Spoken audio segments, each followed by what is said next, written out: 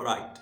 Very blessed day to all of you and to everyone. Once again, it's still your Wisdonian, Pastor Addmore-faith. I'm really glad to be here with you this evening. And I want to thank you so much for always liking my videos, commenting, and sharing on all of them. And I believe God will bless you greatly in Jesus' name.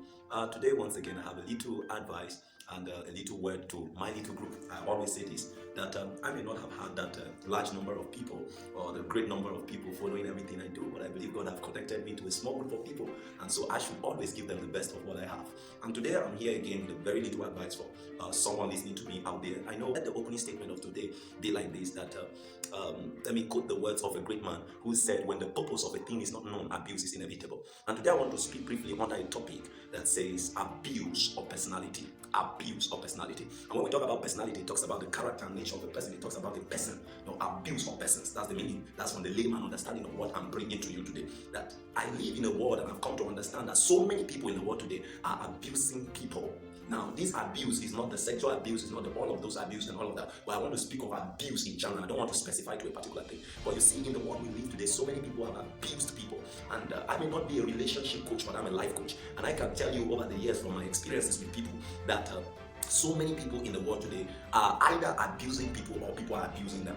Everyone, including you guys watching this, either someone is abusing you or you are abusing somebody. And you see, the reality of this whole thing is when you don't know the purpose of people in your life, you abuse them.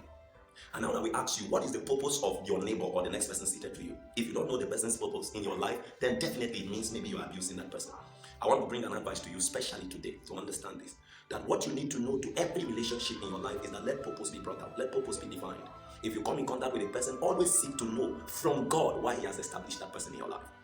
Now, let me bring something to you, particularly if you call a doctor to come and repair your car to check out what is wrong with your Lamborghini, no matter how qualified that doctor is, it is an abuse of that person because that is not his field of life. And that is the same way every man that stepped into your life has a purpose why he's there.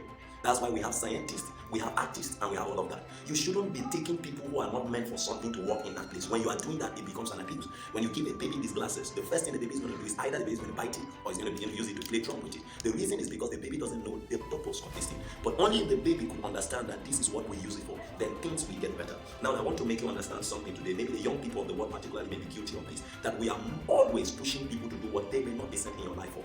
Now, let me advise you, to those of you who are good with social media, there are certain people in your life, they are not in your life for the purpose of liking your post. They are not in your life for the purpose of commenting. They are not in your life for the purpose of sharing your post. God has brought them your way just to help you in a particular line of life. Maybe it could just be to give you a financial aid in life and go. That's all.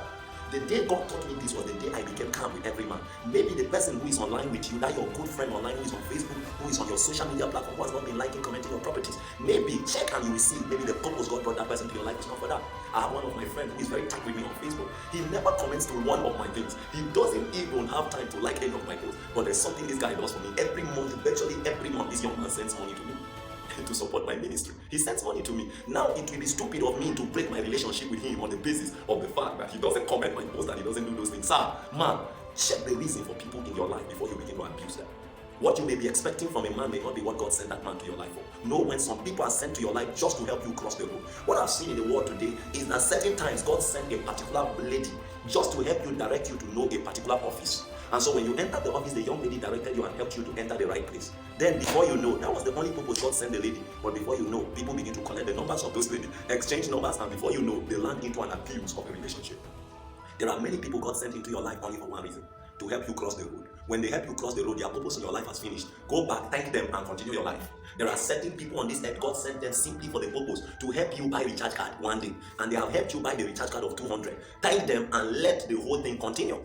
You must learn to use people for the purpose they came into your life. Let me give you a critical example here. Joseph came into the prison and met two people. He met the chief butler of the king and met the chief baker of the king. And then when the chief butler of the king was going, he said to him, when you go, remember me. Now let me tell you the only thing that man did. The Bible did not tell us whether that man ever came back to visit Joseph in prison to give him bread.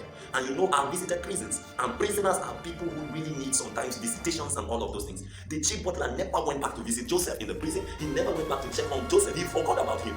But one thing that man did, they didn't break their relationship. So as the relationship continued after 2 years, the major purpose God brought that man to Joseph's life was established, which was to recommend him to the king. There are many people in your life, God sent them not for anything but just for recommendation. They will recommend you to someone one day, and that's the purpose God brought them to your life. Learn to accept the purpose they have come into your life and live by it. Let's stop this abuse of personalities. Stop calling a man who God called to be just a friend, to become a wife. Don't turn a person who God sent to you to be a mentor to become something else. Don't turn another person to become a school fees provider. Don't turn a person whom God sent to you as a daughter to become a wife. Always ask God, what's the purpose of this man in my life? If the whole world will understand the purpose of personalities and people, then this abuse of personality will stop. Please check very well. You may be abusing somebody right now.